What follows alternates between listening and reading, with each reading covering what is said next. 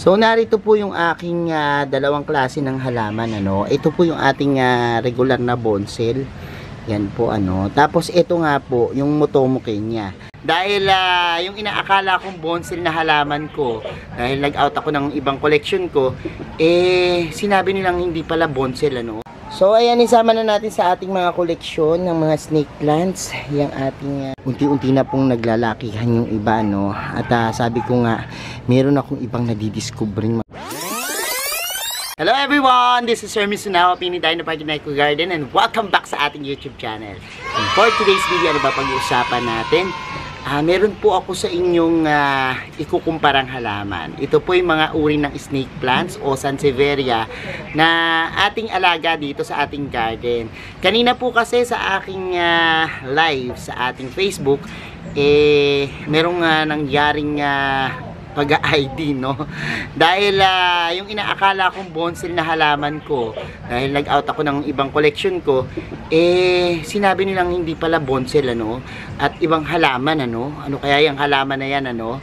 Baka meron po kayo nito, no? Check nyo po. At ngayong araw na ito, pagkukumparahin natin yung dalawa nating halaman, kung ano-ano yung mga yan, makikita nyo sa ating pagbalik. Kaya kung ready na kayo mga ka-MVP, tutok lang po.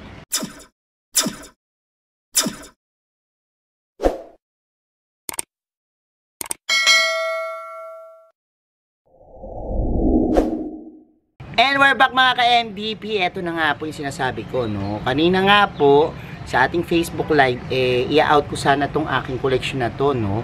Pero napigilan ako na i-out yung ating collection na to dahil nga po sa merong nag-ID sa kanya ng iba, no. All I know, itong collection ko na to is parang bonsel lang din, ano. Pero hindi pala siya bonsel, sabi nila. At sabi ko, ano klaseng halaman kaya ito, no? Tapos, kinumpara ko siya dito sa ating bonsel. Ayan. Ayan. Ang sabi nila, ito ay Motomo Kenya, no? Na Sansevieria. Yun daw yung pangalan niyan. And, ito naman yung ating regular na bonsel. Magkaiba daw sila. So, titingnan natin kung ano yung diferensya nila, no? Tapos, mag-discuss na rin tayo ng mga plant care tips ng mga Sansevieria o snake plants, ano.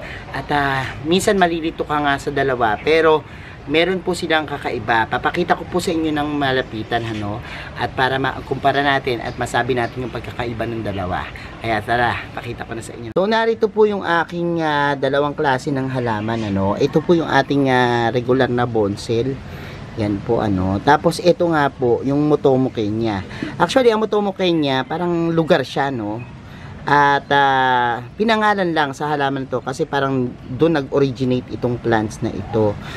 Kung titingnan mo po siya, talagang parang hawig na hawig siya nung bonsel, ano, itong dalawa na to. Pero ano nga ba yung pagkakaiba? Kasi yung ating bonsel may pagka-silverino, pero may mas silver pa po doon sa ating bonsel, ano. Pero ito parang green na green talaga yung kulay niya, mas light. Tapos itong ating bonsel, kung makita nyo, yung pinaka gitna niyan, yan, light po yung kanyang pinaka gitna, ano, pero pasigsag din. Pero dito makikita mo talaga yung pagka definition ng kanyang pinaka gitna, ano, na parang may mga salit-salit na leaves, ano. So makikita mo rin dito na mayroong parang guhit yung kanyang pinaka sigsag, ano, na tinatawag. Ayan po yung sa kanyang pinakagitna, ano. Merong outline na makikita na parang guhit na brown na red, no, yung itsura niya. Tapos white. Samantalang dito, hindi masyadong visible, no. Kaya hindi mo mapapansin talaga. Anyways, sila, pareho silang yung parang may mga kamay-kamay na parang pamaypay yung tubo, ano.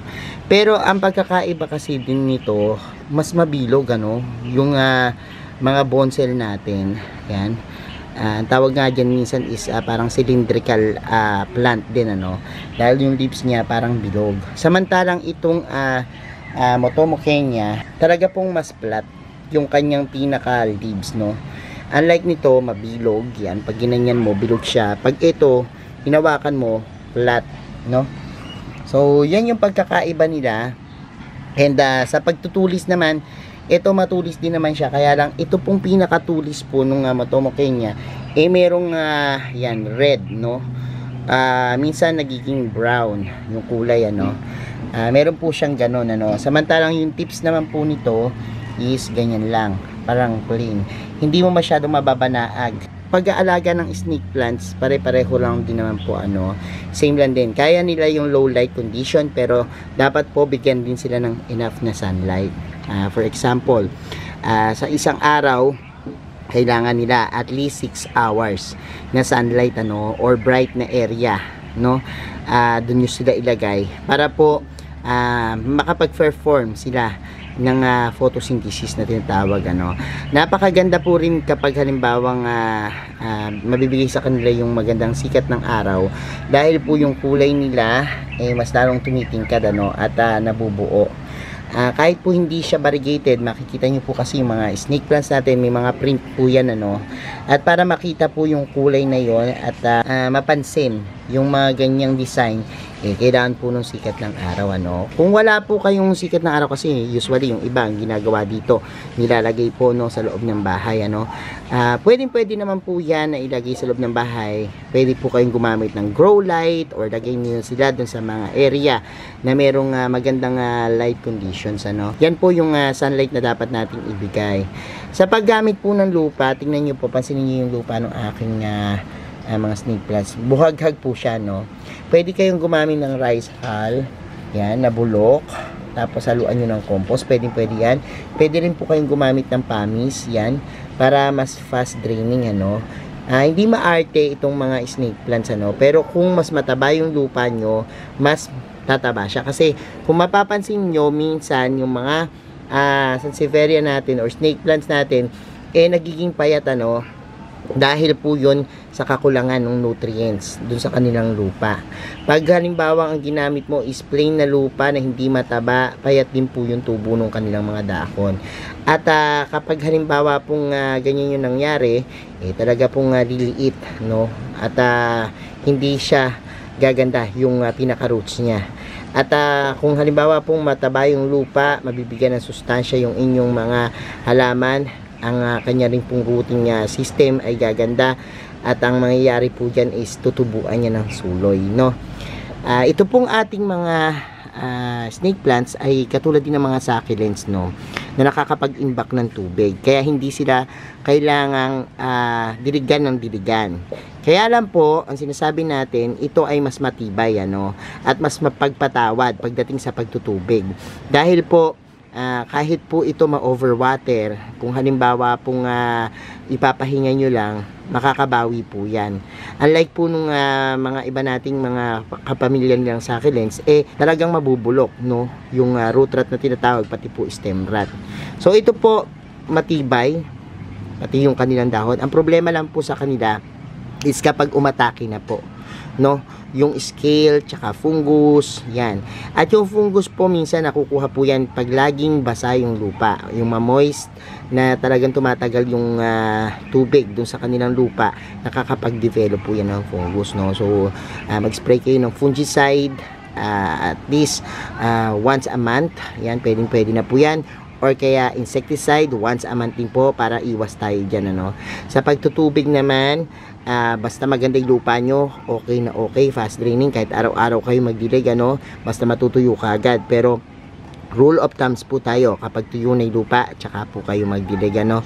At kapag ganyan po yung nangyari, at nasunod nyo po yung mga care tips natin, mas mapapaganda nyo po yung inyong mga halaman. So eto po yung ating Matomo Kenya na napakaganda, ay pwedeng i-display, ano, sa ating mga yan rooms, no, kasi po ito po magandang magbuga ng oxygen at talagang naglilinis ng hangin. Kaya niya pong i-absorb yung mga formaldehyde, toluene, xylene, ammonia na nagiging lason sa hangin, at the same time nagiging bad sa ating health, no. Kaya po ito kung halimbawa gusto nyo pong ilagay sa kwarto, pwede lagay nyo po sa malapit sa bintana, ano, or sa tabi ng kama na meron kayong lampshade, no? At mabibigyan na po yan ng light requirements niya, no? At pwede rin po ito sa mga loob ng bahay, ano? Pwede rin outdoor kung halimbawa gusto niyo po nasa terrace, ano? Pwede po yan sa mga table, shelves, pwede po yan. Napakaganda nitong uri ng halaman na to. Ang kagandahan po dito kasi is parang yung kanyang mga kamay na bukas palad, ano. Maganda rin po yung simbolismo niya. At the same time, yung kanyang tayu-tayu pong paglaki, yan po ay nangangahulugan ng growth. Kaya maganda rin po sa simbolismo ng ating halamang ito. So ayan, isama na natin sa ating mga koleksyon ng mga snake plants yung ating halaman na yan po, yung aking mga snake plants. And yan, lagay na natin dito yan.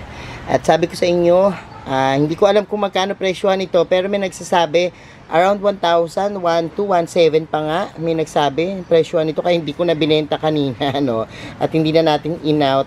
Sa akin na lang po ito, no? Kasi minsan hindi ako aware na meron pala akong ibang variety dito ng snake plants. At sa mga susunod na araw po, bibigyan ko kayo ng mga updates, ano, sa ating mga iba't ibang klaseng snake plants, iba't ibang uri ng snake plants na makikita nyo po dito sa ating garden, ano. At rin po dito sa ating variegated na mga snake plants, ayan, bibigyan ko kayo ng updates kasi unti-unti na pong naglalakihan yung iba, no. At sabi ko nga, meron akong ibang nadidiscovering mga varieties, ano, dito na talaga na mga mapapansin nyo at ikatutuwa nyo kapag halimbawang tinignan nyo, no. Yan, meron tayong mga nabubuong mga bagong variegations. At itong area na to, isa sa mga favorite area ko dito sa ating garden, ano, yung ating beddings ng mga variegated Sansevieria. So papanoorin nyo at abangan nyo yung mga susunod nating video about dito. May ilang propagations din tayo na inanda. At abangan nyo rin po yung mga updates nito, no, kasi nag-propagate po ako ng iba't ibang variety, no, na talaga na mga kakaiba sa aking paningin. So sa susunod po, mapapanood nyo yan at tumutok dito sa ating YouTube channel. So ayan mga ka-MVP, napanood nyo na po yung ating video for today at nalaman nyo na po yung ating mga halaman na yan, yung pinagkumpara nating dalawang halaman. Meron na ba kayo nyan? Kung wala pa kayo, na masasuggest ko na magandang alagaan yan, kaya yan, subukan nyo po na magkaroon yan dahil i-add nyo po sa inyong mga collection, lalo na yung mga Sansevieria lovers and snake plant lovers dyan. Ayan. Thank you so much sa inyong panonood. Salamat sa lahat na nagla-like, nag-share at nagko-comment. Sa mga hindi pa po nagsasubscribe sa ating YouTube channel, kung bet na bet nyo po yung ganitong usapan, plants and gardening, mag-subscribe na po kayo, no? Huwag nyo pong kalimutang i-hit yung notification bell para laging updated sa aming latest uploads, pati po sa iba't iba nating social media accounts, sa ating TikTok, Instagram, Facebook pages. Search lang po Hermy Sunaho or Mini Dino Park and Eco Garden, makikita nyo na yan. Salamat ng maraming mga ka-MVP, and this is Hermy Sunaho nagsasabi sa inyo ng happy planting. Bye bye.